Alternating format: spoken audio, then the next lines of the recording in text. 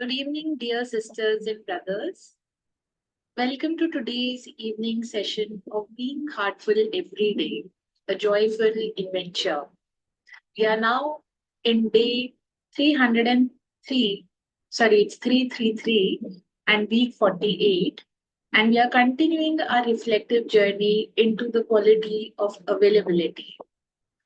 Over the last few days, we have explored availability as readiness, as a lifestyle of love, and as humility.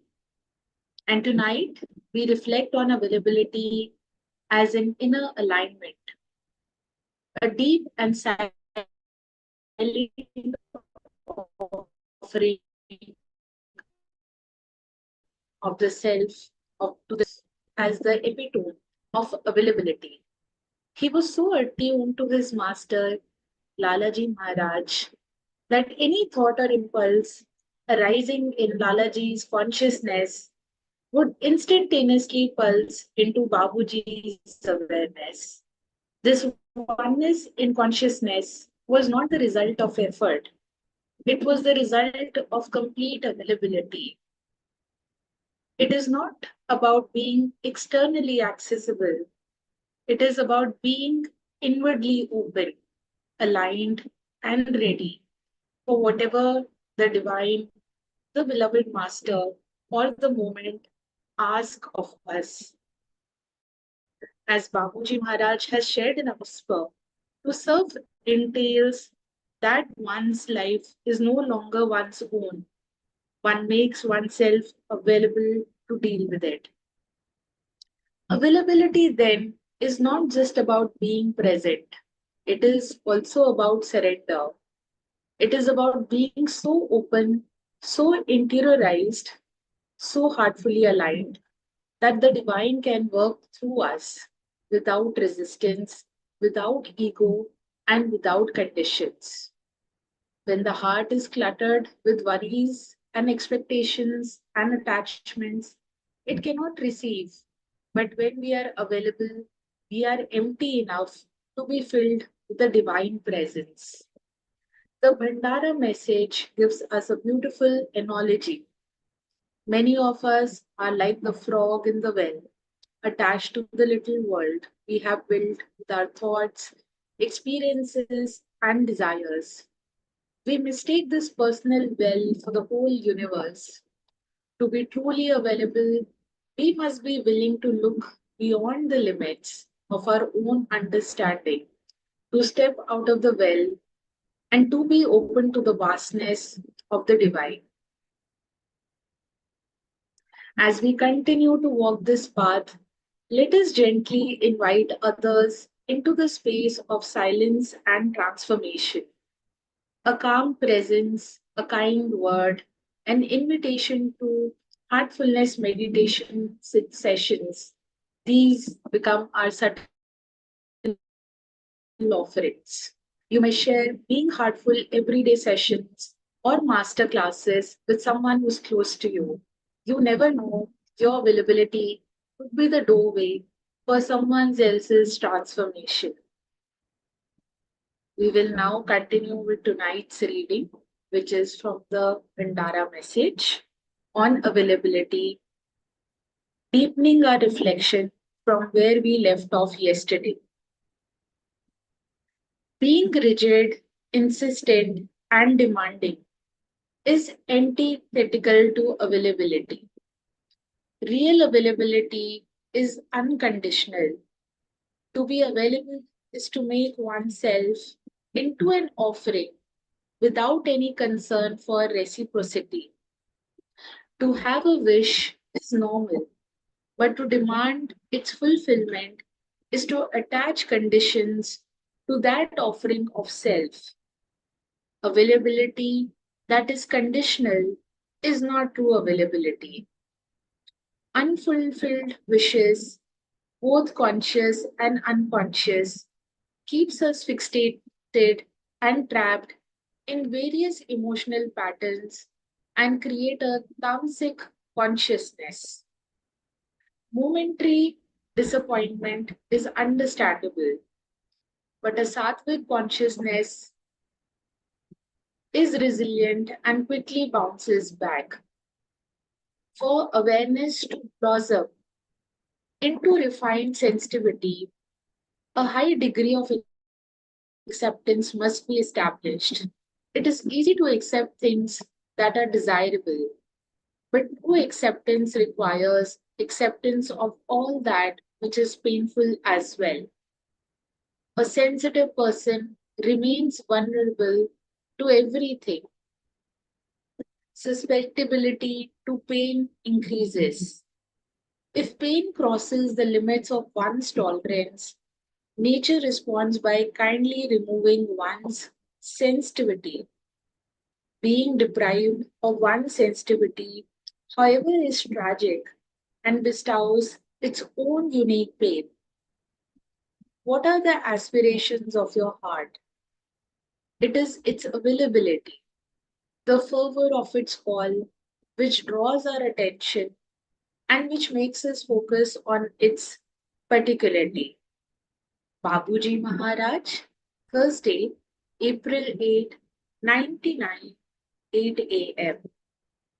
The Sufi word for transmission is tawajjuh, which translates to attention given by the master to the disciple. People have misunderstood Babuji's statement in reality at dawn. We love him with faith and reverence, trying by all means to attract his attention and favor. It can be readily comprehended if one substitutes the word transmission for attention and grace for favor.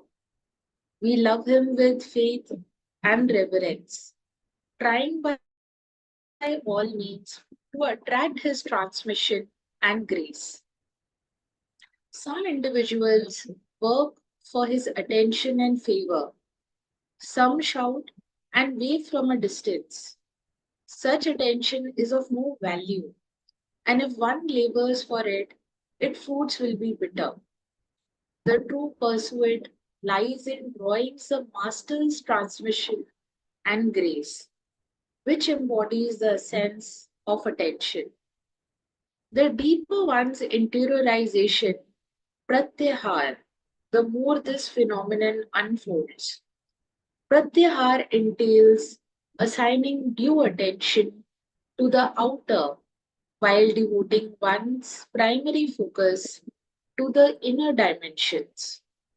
Worldly activities, work, conversation, reading, eating, and so on necessitate, necessitate a certain degree of attention, but not exceeding, let us say, 5%. Pratyahar's essence lies in enhancing inner awareness and dedicating full attention to the inner world, for that is where one meets the master. Availability to this inner presence is possible only when one remains in a state of pratyahar. You can be physically present, the master, but mentally absent. You can be mindfully present, but heartfully absent. To be heartfully present is all that matters.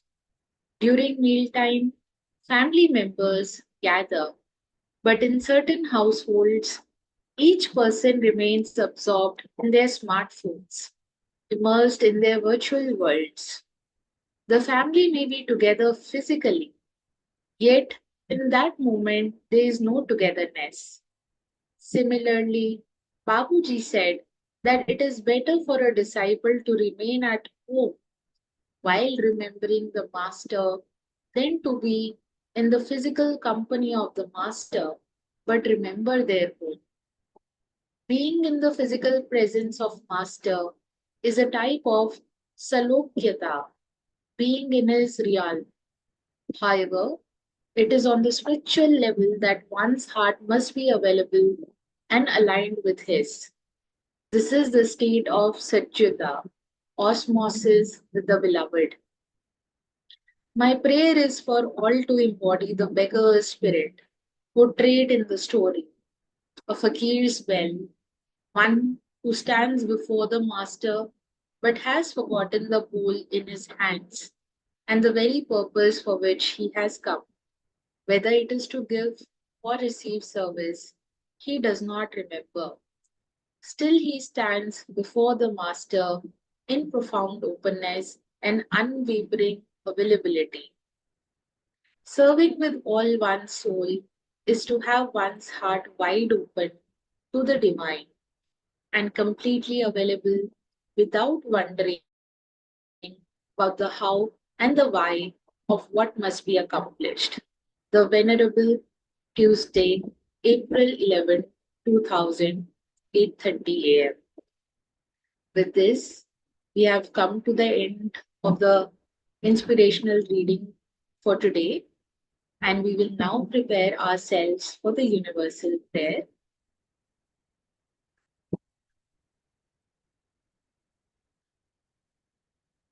Let us now all offer the universal prayer together. All brothers and sisters are being filled with love and devotion, and the real faith is growing stronger in them. सभी भाई बहन प्रेम और भक्ति से भर रहे हैं और उनमें सच्ची श्रद्धा दृढ़ होती जा रही है.